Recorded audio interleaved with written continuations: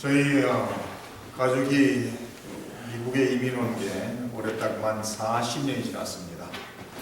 1975년 10월 25일 날 한국을 떠나서 부모님과 함께 저희 6남매, 아마 제 기억에는 큰 형님만 한국에서 잠깐 남으셨고 1년을 오시고 5남매가 7 식구가 뉴욕 JFK로 이렇게 이민을 왔습니다.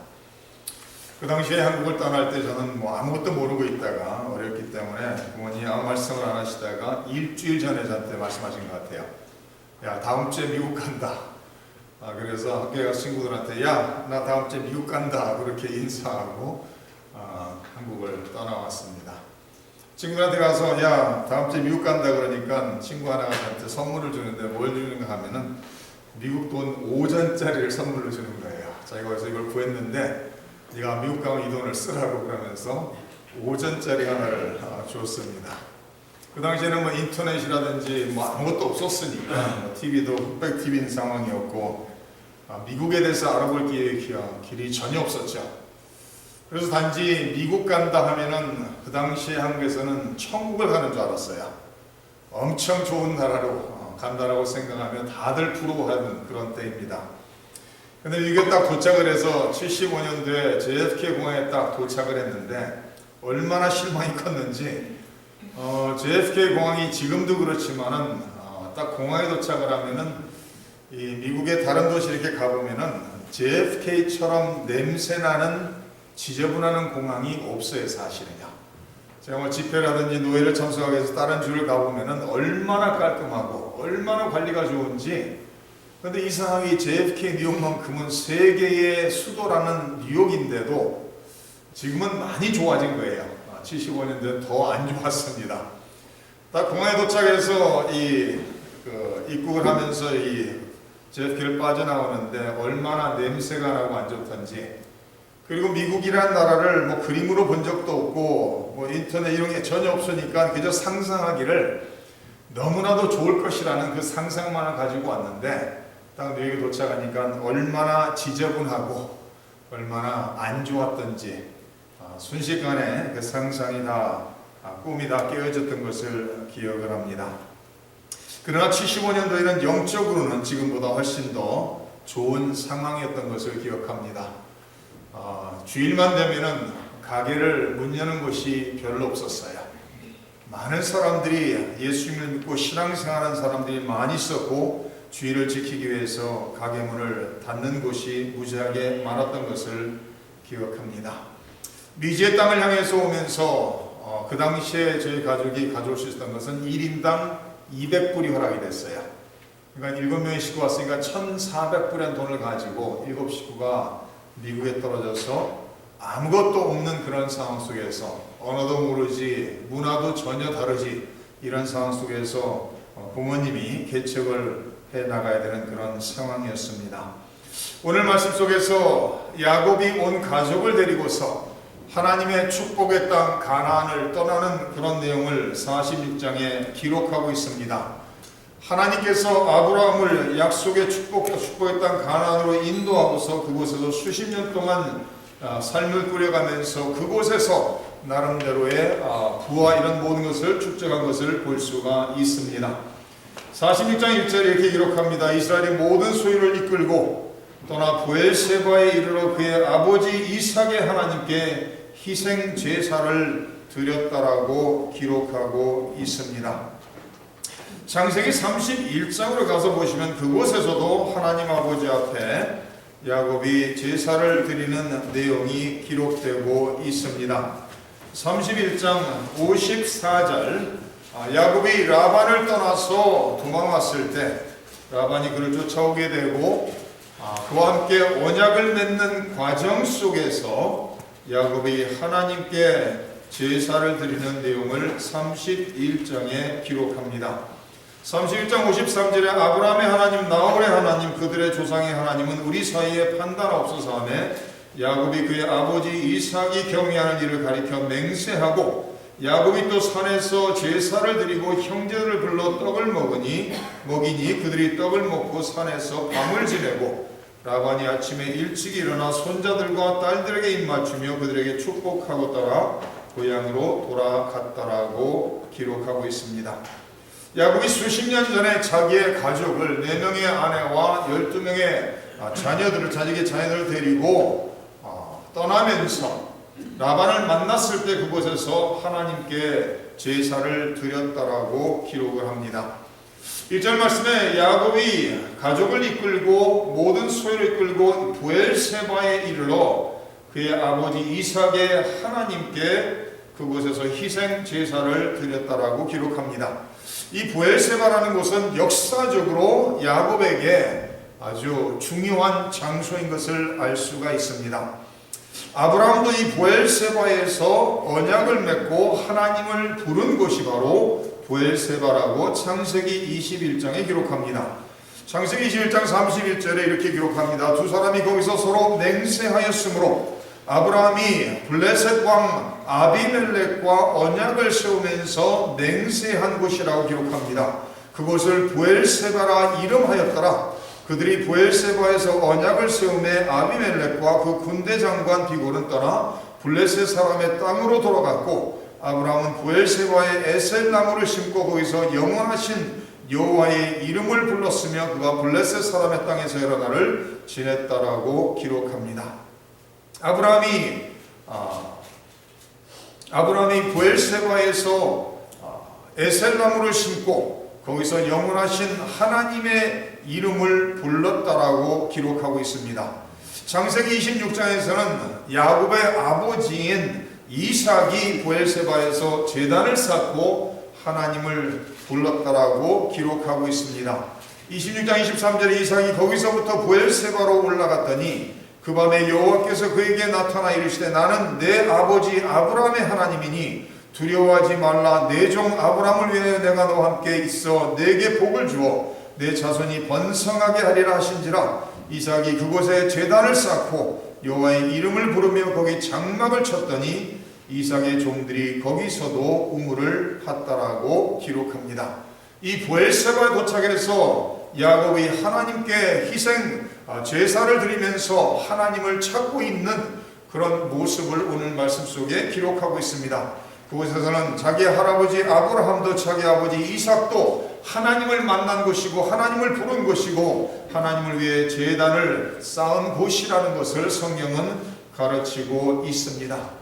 야곱은 수십 년 동안 하나님의 약속의 땅에 살면서 이제는 이 약속의 땅을 떠나면서 미지의 땅을 향해 떠나면서 하나님을 찾고 하나님을 부르면서 하나님과의 관계가 회복되어지고 있는 것을 46장 1절 속에 기록하고 있습니다. 하나님 아버지 앞에 희생 제사를 드린 야곱 앞에 하나님께서 나타나셨다라고 2절에 기록하고 있습니다. 그 밤에 하나님이 이상 중에 이스라엘에게 나타나 이르시되 야곱아 야곱아 하시는지라. 야곱이 이르되 내가 여기 있나이다 하네. 하나님이 이르시되 나는 하나님이라 내 아버지의 하나님이니 애굽으로 내려가기를 두려워하지 말라. 내가 거기서 너로 큰 민족을 이루게 하리라. 내가 너와 함께 애굽으로 내려가겠고 반드시 너를 인도하여 다시 올라올 것이며 요셉이 그의 손으로 내 눈을 감기리라 하셨더라.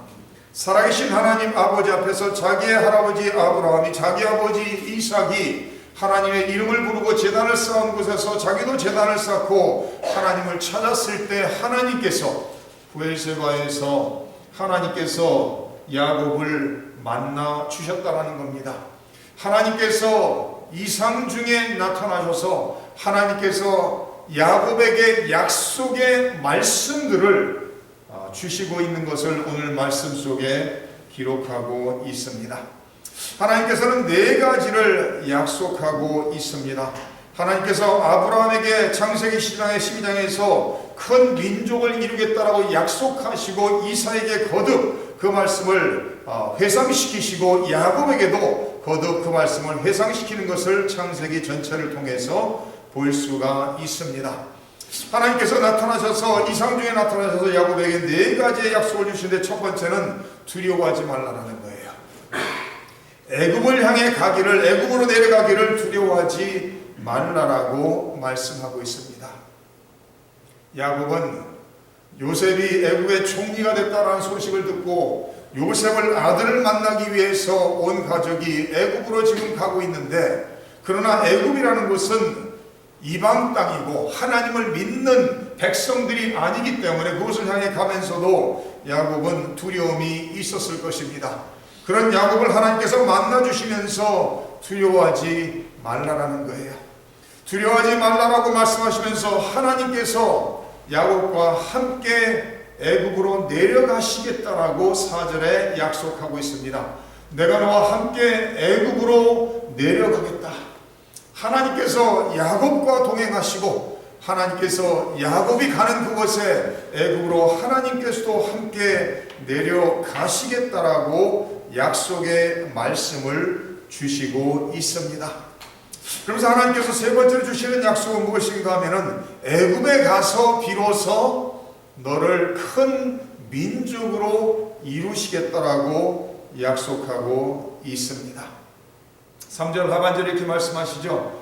나는 하나님이라 내 아버지의 하나님이 애굽으로 내려가기를 두려워하지 말라. 내가 거기서 너로 큰 민족을 이루게 하겠다라는 거예요. 저희 가족이 좀 전에 말씀드렸지만 이민 온 지 만 40년이 됐습니다. 미국 왔을 때는 저와 형제들과 부모님 8식구가 미국에 이민 왔습니다. 40년이 지난 오늘날 저희 가족 수가 몇 명으로 늘어났을까요? 저희 가족 수가 아이들하고 전부 다 해서 조카 전부 다 해서 토탈 28명이 됐습니다. 8명에서 40년 만에 28명으로 늘어났어요. 많이 늘어난 거죠. 그러니까 지금 가족이 모이면은 뭐 28명이니까 바글바글하죠. 이제 땡스기빙 때 되면은 1년에 몇 번 이렇게 온 가족이 모입니다. 근데 이렇게 같이 모여서 이렇게 시간을 보내고 그러죠. 이제 저희 아이들과 저희 사촌들과 만나서 이렇게 오랜만에 몇 달 한 번씩 만나서 이렇게 교제를 나누고 그럽니다. 하나님께서 야곱에게 약속하시는 것은 애굽에 내려가서 그 이방 땅에서 하나님께서 아브라함에게 하신 약속, 이삭에게 하신 약속, 야곱에게 주신 그 약속을 하나님께서 이루시겠다는 거예요. 바로 야곱을 통해서, 야곱의 후손들을 통해서 바로 애굽이라는 이방 땅에서 하나님께서 그 약속을 이루실 것이라고 말씀하시고 있습니다. 46장 맨 뒷부분으로 가서 잠깐 몇 절을 봅니다. 46장 8절부터는 애굽에 도착한 야곱의 가족의 이름을 쭉 나열을 하면서 몇 명이 애굽에 도착했다라는 것을 오늘 말씀 속에 46장 속에 기록하고 있습니다. 46장 26절을 보시면은 야곱과 함께 애굽에 들어간 자는 야곱의 며느리들 외에 66명이니 이는 다 야곱의 몸에서 태어난 자이며 애굽에서 요셉이 낳은 아들은 2명이니 야곱의 집 사람으로 애굽에 이른 자가 모두 70명이었다라고 기록합니다. 66명이라고 26절에 기록을 하면서 27절에 가서는 70명이라고 얘기하고 있죠. 27절에 가서 70명이 된 것은 이미 애굽에 있던 요셉과 그의 두 아들 므낫세와 에브라임 그리고 야곱 자신이 포함이 돼서 70명이라는 숫자가 애굽에 도착했어요. 한번 출애굽기 1장으로 넘어가시기 바랍니다.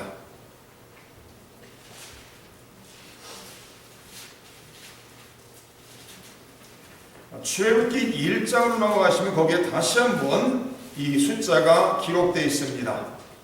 출애굽기 1장 5절에 야곱의 허리에서 나온 사람이 모두 70이요 요셉은 애굽에 있었더라. 요셉과 그의 모든 형제와 그 시대의 사람은 다 죽었고 이스라엘 자손은 생육하고 불어나 번성하고 매우 강하여 온 땅에 가득하게 되었더라.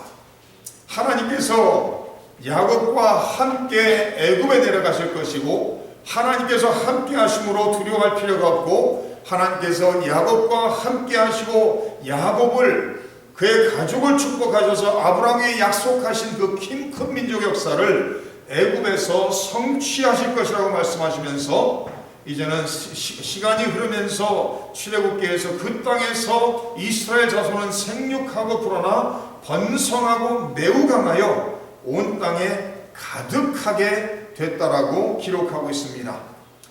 민수기 말씀으로 가서 한 군데만 더 보고 본문으로 돌아갑니다.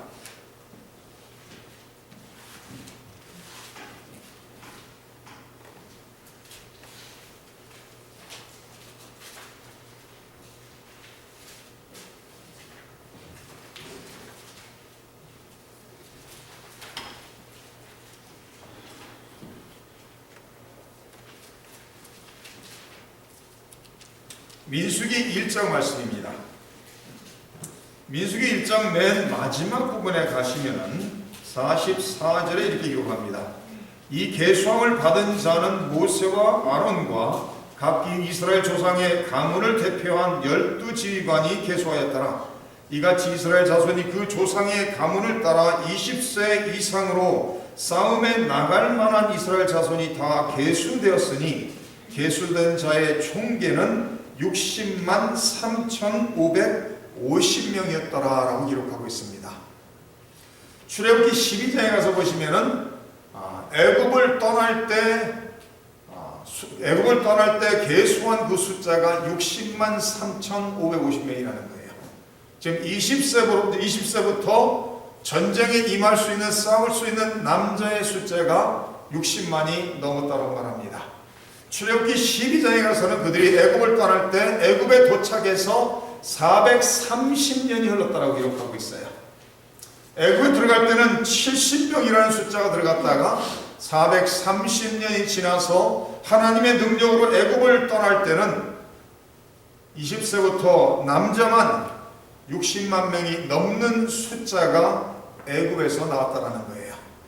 그래서 하나님께서 야곱에게 나타나서 야곱에게 약속하시는 것처럼 바로 애굽에서 내가 너와 함께 애굽에 가고 애굽에서 너를 통해서 약속하신 큰 민족을 이루시겠다라는 그 약속의 말씀이 430년 애굽에 살면서 하나님의 은혜 가운데 그곳에서 크게 번성하여 큰 민족을 이루어 나왔다라고 성경은 가르치고 있습니다.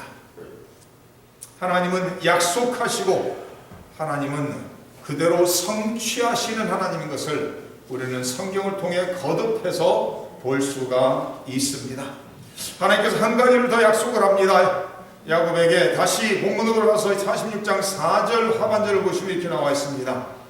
내가 너와 함께 애굽으로 내려가 있고 반드시 너를 인도하여 다시 올라올 것이며 요셉이 그의 손으로 내 눈을 감길 것이라고 말씀하고 있습니다. 하나님께서 함께 하심으로 두려워하지 말라. 하나님께서 함께 하시고 애굽에서 큰 민족의 역사를 이루시겠다. 더 나아가서는 때가 되면은 큰 민족을 이루신 다음에는 하나님께서 다시 그 모든 택한 백성을 다시 약속의 땅, 축복의 땅 가나안으로 올라올 수 있도록 인도하시겠다라고 약속하고 있습니다. 창세기 47장으로 넘어가시면은 그 말씀 속에 야곱이 죽기 전에 마지막으로 자기 아들 요셉에게 부탁하는 내용을 기록합니다.